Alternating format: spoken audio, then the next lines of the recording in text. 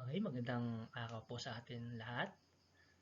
So, dito na naman po tayo para magbigay ng lecture tungkol po sa practical research. Ang paksa po natin ngayon o topic is identifying the research problem.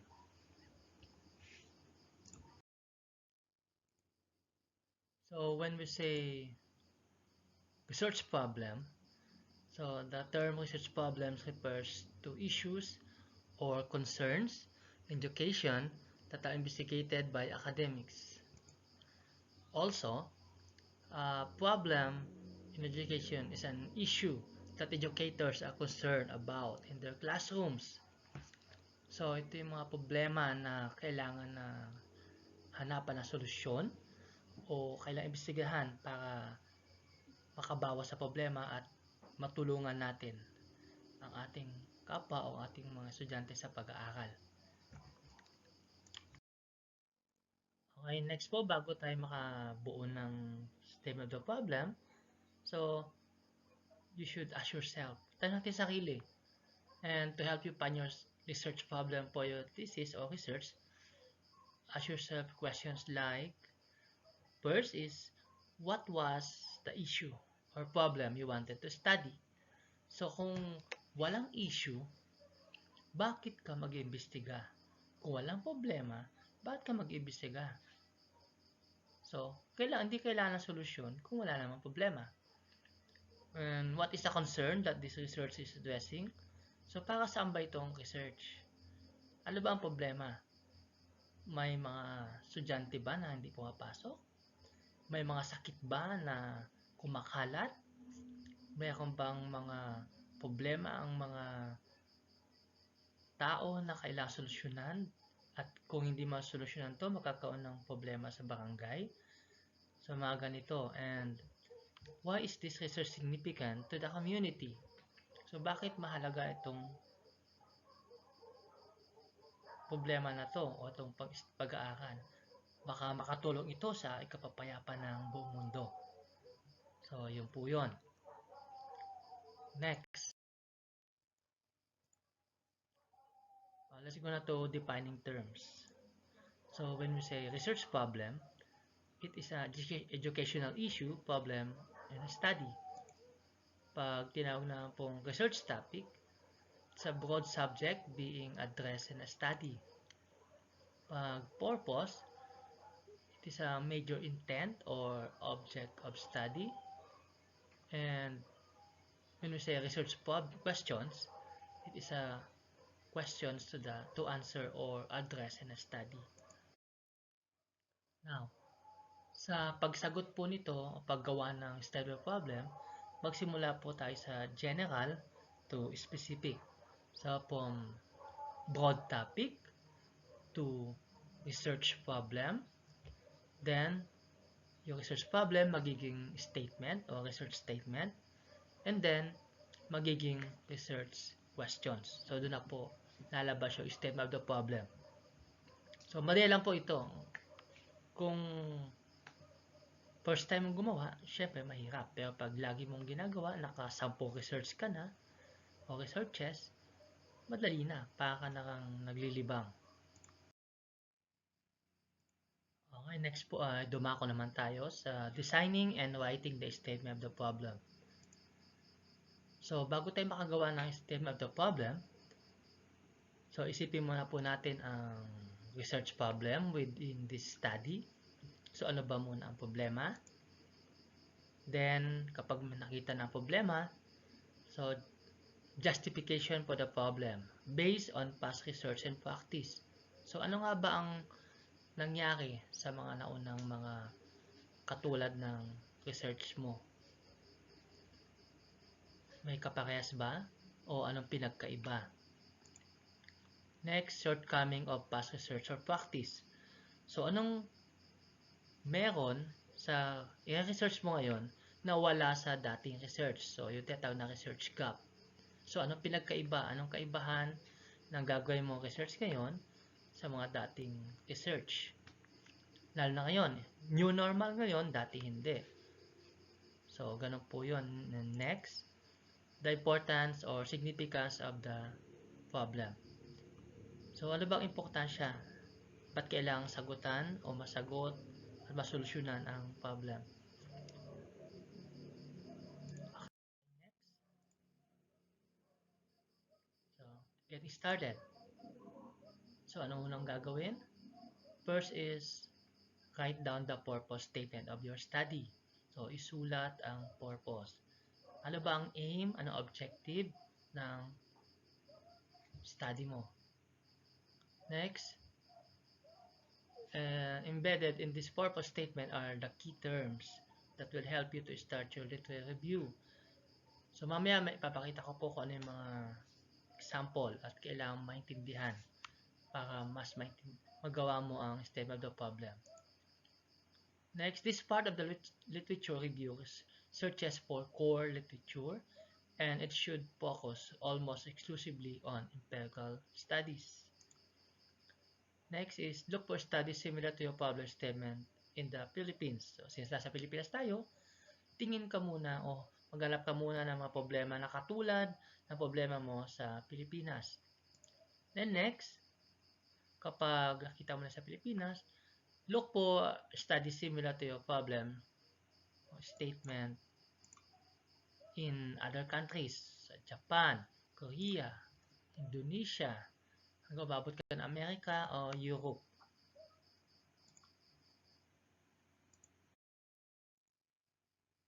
Next, so paano ba magsimula? So, kailan yung tandaan muna po itong mga iba't ibang sources ng related literature na pwede yung gamitin at pagkuhanan para makabuo ng questions. So, number 1 po, so pamilyar na po sa inyo to, Encyclopedia of Educational Research by Alki, 1992. Next po ay handbooks, so yung mga aklat na ginagamit o pinamimigay, napayakam sa mga estudyante. Next ay thesis, yung mga nagawa pa na pong research sa mga kumuha ng graduate na po ng baccalaureate nila, sa masters nila, and Doctor of Education, Doctor of Philosophy. Next, overseas, dissertation abstract, US computer this. So, yung mga thesis po sa ibang bansa, pwede pong gamitin din. Pwede rin po ang databases. For example po, yung EWIC o Educational Resources Information Center. So, madalas ko po itong gamitin. Next po ay current index to journals. So, usually journal po pinagkukunan ko. Nasa ERIC din po yan. So, sa Science Citation Index. So, usually, pag sa library po, nakalagay po sa CD-ROM or DVD. Then, online journals na pwede po makita yan sa Google Scholar or Google Search Engine. So, ito po yung mga pwede nyo pagkuhanan na mga reliable na mga related literature or journals. Okay, next po ay organizing the literature. So, print out your research problem and research purpose statement in font size, pwedeng 20 point or 12, pwede na rin, and bold, and adhere to a place near your computer where you regularly see. So, para po mas maalala natin. Next po, do not be an amateur. It will be best if you got a reasonably solid grasp of your purposes, topic relatively quickly to focus or click. And read, categorize, file, construct a literature map, different from a prerequisite to a conceptual framework. So, kailangan po talaga mapamilyarize nyo yan. Kaya dapat may mga steps po kayo or mga literature map. So, ito po example ng literature map. So, ang topic po rito ay athletic participation.